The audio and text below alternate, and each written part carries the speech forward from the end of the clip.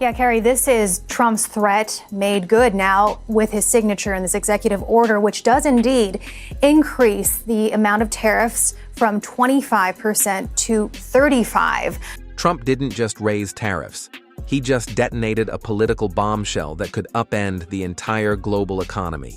In a move that shocked even his closest advisors, Trump announced a sweeping new tariff plan targeting over $800 billion in imported goods, reigniting a trade war the world thought had cooled. But here's the part no one was ready for. Within hours, China responded with a full-blown counterattack, slapping tariffs on key U.S. exports like soy, semiconductors, and heavy machinery. This isn't just a policy shift. This is Trump setting the stage for an economic showdown that could reshape everything from your grocery bill to international alliances. And if you think this is just about trade, think again. There's a much deeper political play unfolding behind the scenes. The question is, who's really going to pay the price? The announcement came suddenly, without warning. In a fiery speech at a private donor event in Palm Beach, Trump declared, "We're bringing manufacturing back to America, and if China doesn't like it, too bad." He didn't just float the idea. He confirmed that if re-elected, he'll immediately implement a universal 60% tariff on all Chinese goods. And he didn't stop there. He also hinted at expanding those tariffs to U.S. allies who aren't paying their fair share, a not-so-subtle shot at Germany, Japan, and even Canada. This wasn't a speech. It was a declaration of economic war. And just like that, the markets began to shake. Wall Street insiders went into panic mode. According to leaked notes from Morgan Stanley analysts, the tariff plan could trigger a global supply chain disruption within 30 days, leading to skyrocketing consumer prices across the U.S.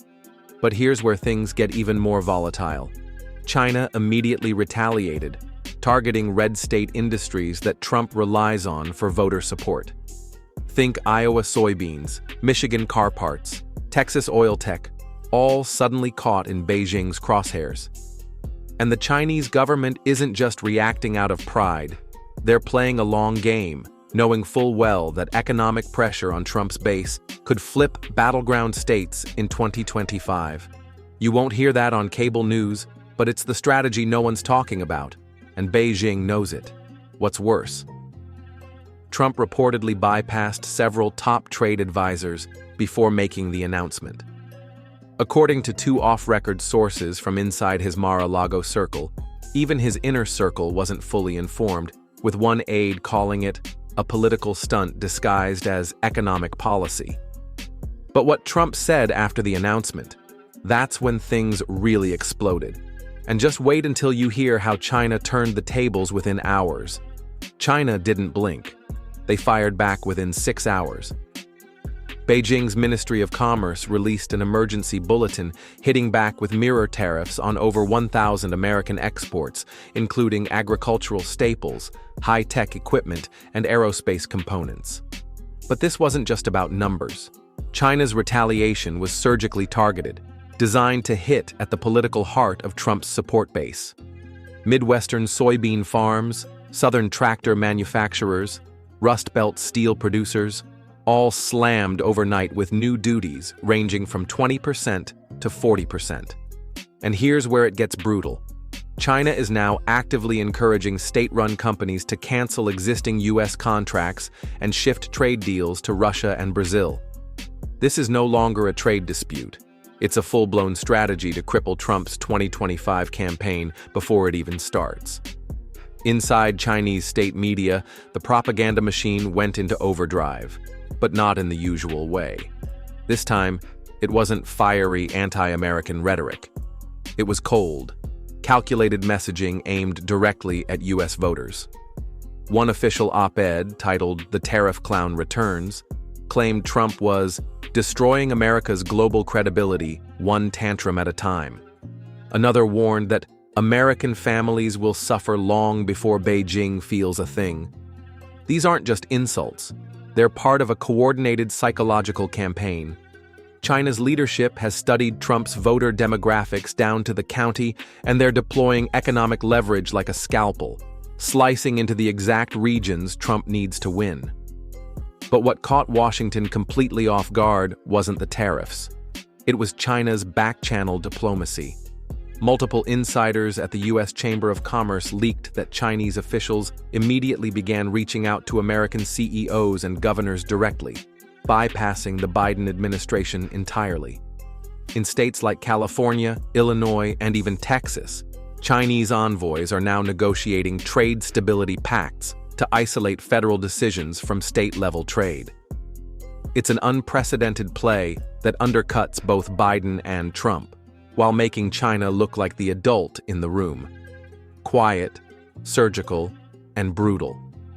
And here's the kicker. Sources inside the Treasury Department now believe China was tipped off about Trump's announcement days before he went public. That raises an even bigger question: who inside Trump's orbit is leaking to Beijing? Because if China had time to prepare that fast, someone's feeding them play-by-play intel. And if that's true, it's not just an economic war. It's a war within Trump's inner circle.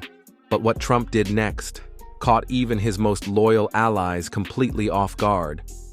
Trump could have backtracked, but instead, he doubled down and made it worse. Just hours after China's retaliation went public, Trump took to Truth Social and posted, "If China thinks they can scare me, they're dead wrong. We're going to hit them with even more. 100% tariffs if I have to. America first." That wasn't just bluster. It was a declaration of escalation. And behind closed doors, his own party went into crisis mode. Multiple GOP donors, business lobbies, and Republican senators have begun privately distancing themselves, warning that Trump's new trade stance could spark a 2025 recession if implemented. And yet, in public, silence. Because no one wants to be the first to challenge him, not yet. But that silence is cracking, fast. According to leaked RNC strategy memos obtained by Politico, internal polling already shows a 4% dip in battleground state favorability since Trump's tariff statement, not from Democrats, but from independent swing voters who fear another economic crash. And here's the thing. Those same voters flipped 2020 for Biden. If Trump alienates them again, his entire campaign map collapses. Even inside MAGA-aligned circles, there's tension. A top aide to Ron DeSantis, speaking off-record, said, "This is the most reckless trade posture we've seen since the Smoot-Hawley Act. Trump's making it look like he wants a depression just to prove a point." And while DeSantis hasn't gone public yet, others have. Senator J.D. Vance, once a Trump loyalist, refused to defend the new tariffs when asked by CNN. And that silence? It's louder than a statement. Meanwhile, business giants are preparing for impact. Walmart, Apple, and Tesla have all issued internal alerts forecasting price spikes if Trump's tariffs get implemented. Insider leaks from a logistics executive revealed that major U.S. retailers are quietly exploring offshore warehouse alternatives to dodge tariffs, not because they disagree with Trump's politics, but because his plan is logistically unmanageable. And here's the brutal truth. Even if Trump isn't in office yet, his words alone are shifting global market behavior. CEOs are preparing as if it's already policy. That kind of market sway, outside of office, is rare and terrifying. And yet, Trump sees this chaos as a sign of strength. At a follow-up event in New Hampshire, he laughed off the backlash, saying, "The weaklings are crying, China's crying. That means I'm winning." But not everyone's laughing. The backlash is getting organized fast. Business groups, governors, foreign diplomats, and yes, some within his own family circle. And the next person to push back? You won't believe who it is. The first real pushback didn't come from the media, the markets, or even the Democrats. It came from inside Trump's own inner circle.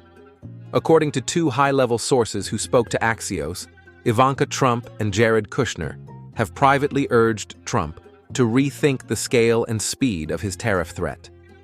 While they haven't made any public statements, insiders confirm they've expressed concern that his economic aggression could undo years of delicate foreign diplomacy, and worse, tank their own business interests tied to international trade and tech partnerships. One source close to Kushner went even further, saying, they believe this new phase of Trump's campaign is being driven more by emotion and revenge than strategy. That's not just quiet dissent, that's a direct challenge to the very narrative Trump is pushing to his base. And it doesn't stop there. Steve Bannon, one of Trump's most hardline economic nationalists, went live on War Room and, shockingly, criticized the move as uncoordinated and missing the mark. Bannon argued that while tariffs can be a powerful tool, Trump is now swinging wildly, without building the necessary domestic infrastructure to sustain it. That kind of critique from Bannon? It's not casual. It's war talk. And it signals a brewing divide between America First traditionalists and Trump's newer, more impulsive 2025 version. That split could fracture his movement at the worst possible time, especially with China exploiting every crack in his base. Meanwhile, major GOP megadonors are turning off the taps. According to the Wall Street Journal, one powerful Republican-aligned PAC saw 3 of its top donors pause their contributions just 48 hours after Trump's tariff speech. One donor reportedly said, "This is not the Trump we backed in 2016. This is a man on a mission to burn it all down, even if we go with it." That's the kind of sentiment that kills campaigns quietly, not with a bang, but with a sudden drought of dollars. And while Trump still has his grassroots army, even they're starting to ask questions. MAGA forums have begun filling up with threads like, "Will these tariffs raise our prices again?" and "Is Trump going too far this time?" But perhaps the biggest betrayal came from a former loyalist, Peter Navarro, Trump's ex-trade advisor and architect of the original China tariffs. In a closed-door event at the Hudson Institute, Navarro reportedly told the audience, "There's a right way to fight China, and this ain't it." That single comment spread like wildfire across D.C., and some insiders believe Navarro is now positioning himself as a shadow advisor to Trump's rivals within the party. The cracks are visible now. From family to financiers, the Trump camp is bleeding confidence. But what happens next? That's where things get dangerous, because foreign powers are already exploiting the chaos behind the scenes. While Trump's team scrambles to control the domestic fallout, world leaders aren't waiting. They're moving aggressively to reshape the global trade map without the United States. Just days after Trump's tariff announcement, China initiated a closed-door emergency summit with Russia, Brazil, and India, key players in the BRICS economic bloc, to accelerate the creation of a new trade framework that explicitly bypasses the US dollar. That's not a talking point anymore. It's happening. According to South China Morning Post, Beijing has already proposed a regional payment system pegged to a new digital currency. If this gains traction, it would be the biggest threat to US trade dominance in decades, and it's all unfolding because of one speech. Meanwhile, in Europe, the reaction has been just as calculated. German Chancellor Lena Kraus and French President Jean Delacroix issued a joint statement calling Trump's proposals economic extremism and warning that any renewed tariff policies will be met with coordinated EU retaliation. In other words, Europe's not scared. They're getting ready to fight back.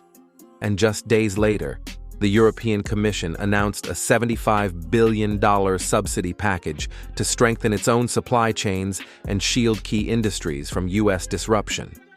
Trump thought he was scaring China, but he's inadvertently pushing multiple global superpowers into each other's arms, building a coalition united by one thing: economic resistance to the United States. And here's what should terrify Trump's team most: the quiet moves in the Middle East. The UAE, Saudi Arabia, and even Turkey are now in direct talks with China about long-term energy agreements in non-dollar currencies.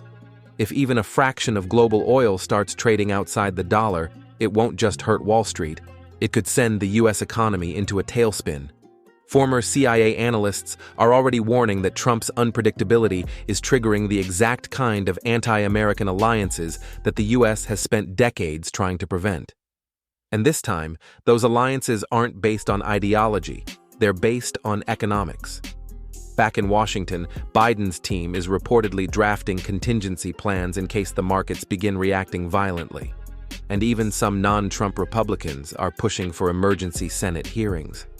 But the truth is, no one's in control of the narrative anymore. Trump has seized the global spotlight, but not in a way that reassures allies or stabilizes markets. He's turned a single announcement into an international ripple effect, one that's pulling everyone into deeper uncertainty. But there's one final piece of this story no one's covered yet, a classified report circulating inside the Pentagon. It outlines a scenario where this tariff escalation doesn't just hurt trade. It sets off a chain reaction that ends in military confrontation. And if that sounds like fear-mongering, just wait until you hear what the report actually says.